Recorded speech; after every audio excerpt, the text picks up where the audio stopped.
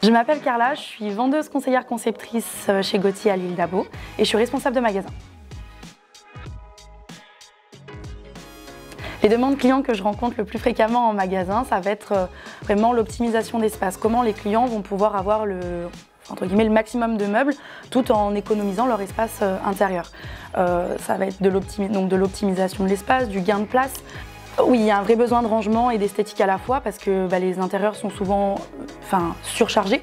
Et là, les clients veulent venir épurer leur intérieur tout en apportant ce côté rangement. On passe d'un grand vaisselier ou d'un vieux bahut de famille à quelque chose de beaucoup plus contemporain, de plus petit aussi. Et il va falloir allier les deux. Donc pouvoir accueillir la vaisselle et les bibelots que les clients ont tout en ayant un nouveau meuble, quoi. Ma principale source d'inspiration, c'est Instagram. On est une génération très connectée, donc c'est hyper intéressant pour nous. Et puis tout va très vite. On voit plein de contenus. Ça peut être des contenus en décoration, des contenus en rénovation. Je m'intéresse principalement à ces comptes-là, surtout de rénovation, parce qu'on voit les projets justement de A à Z. Donc on peut aussi nous apporter des conseils à nos clients qui sont dans ces phases-là de réaménagement, de rénovation, de construction. Et ils sont en attente de ça aussi. Donc on a ce rôle-là. Donc pour moi, Instagram, c'est hyper intéressant. Art et décoration, c'est un magazine que j'utilise souvent et que je feuillete beaucoup parce que déjà il y a toutes les tendances actuelles et ensuite c'est un support qui est hyper qualitatif et où on va retrouver aussi toutes les tendances dans les autres enseignes, quoi. Et c'est intéressant, il faut s'y intéresser. Le défi que je préfère relever quand j'ai un projet, c'est les clients qui me disent ah non mais là ça va pas aller là ça marchera pas. Et en général, quand ils me disent ça, il y a quelque chose qui se passe en moi. Et là, je vais tout faire pour trouver ce qui va leur correspondre. Et c'est de leur apporter ce truc et en fait, des fois, ils y pensent même pas. Parce qu'ils sont justement dans leur bulle, en fait. Ils se disent, c'est ça qu'il nous faut. Et ce que j'aime, c'est relever ce défi de leur dire, mais non, mais peut-être que ça, vous l'aimez, vous pensez que c'est ce qu'il vous faut, mais je vais vous montrer ce qui peut aussi aller. Et quand là, ça marche, en fait, ils découvrent que ça, ils adorent et qu'ils se sentent bien et que quand on installe, tout se passe bien. Et ils reviennent en magasin avec des photos, ils me disent, mais Carla, waouh, heureusement finalement qu'on vous a écouté et qu'on a avancé là-dessus. Ça, j'adore faire ça. Alors, monsieur et madame Perroin, ils sont venus en magasin dans un premier temps pour la maman de monsieur Perroin.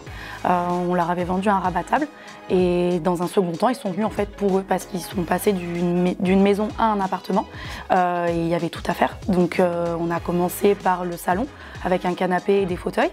Et après, il y a eu un besoin dans la chambre de Mathilde, leur dernière fille. Ça a été il fallait optimiser la place. Donc lit rabattable et Imagine, un petit bureau pour qu'elle puisse travailler et son lit rabattable pour qu'elle puisse avoir quand même de la pièce dans la chambre qui n'est pas bien grande. Du coup, on a optimisé cet espace-là. Et après, on s'est aussi exporté au reste de la maison. Donc on a fait table, chaise, composition télé, voilà, l'intégralité. Ils ont un canapé et des fauteuils qui sont très sobres parce qu'on est sur un Montana Basalt pour le canapé et du Montana White pour les fauteuils. Donc on a une sobriété quand même dans la pièce, mais les chaises, c'était vraiment là pour relever, pour apporter cette touche de peps que méritait cette pièce. Et après, ils ont énormément de décoration. Je pense notamment, ils ont en plus des très belles pièces, ils ont une lampe Pipistrello qui est sur la console extensible et qui est magnifique. Alors pour travailler leur projet, on a principalement utilisé le logiciel 3D. C'est un couple qui est très occupé. Ils ont beaucoup de choses à faire, donc comme beaucoup. Et en fait, on a dû allier le fait qu'ils ne puissent pas se déplacer en magasin, mais le fait qu'ils voulaient quand même faire leur projet. Donc on a travaillé énormément à distance. Ça a été des échanges principalement par mail et par téléphone et après de la prise de rendez-vous en magasin. Donc moi je travaillais en parallèle leur projet sur le logiciel 3D parce qu'ils ont eu du mal à se projeter dans cet appartement. Vu qu'ils passaient d'une maison à un appartement, les espaces sont différents, l'aménagement est différent, l'espace en lui-même est différent, c'était forcément plus petit. Donc on a dû optimiser et réaménager l'intégralité. Donc l'utilisation du logiciel, ça a été primordial. J'aurais pas pu vendre à ces clients-là sans utiliser le logiciel.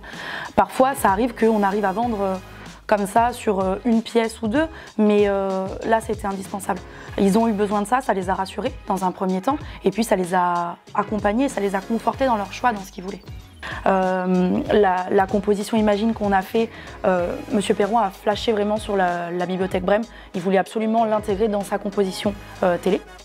Donc après, Moi au début je leur avais fait quelque chose de très simple et on a avancé en échangeant par mail, les projets 3D, je leur ai fait plein de visuels, je leur ai fait au moins 6 ou 7 propositions de compositions Imagine différentes en intégrant cette bibliothèque Brême.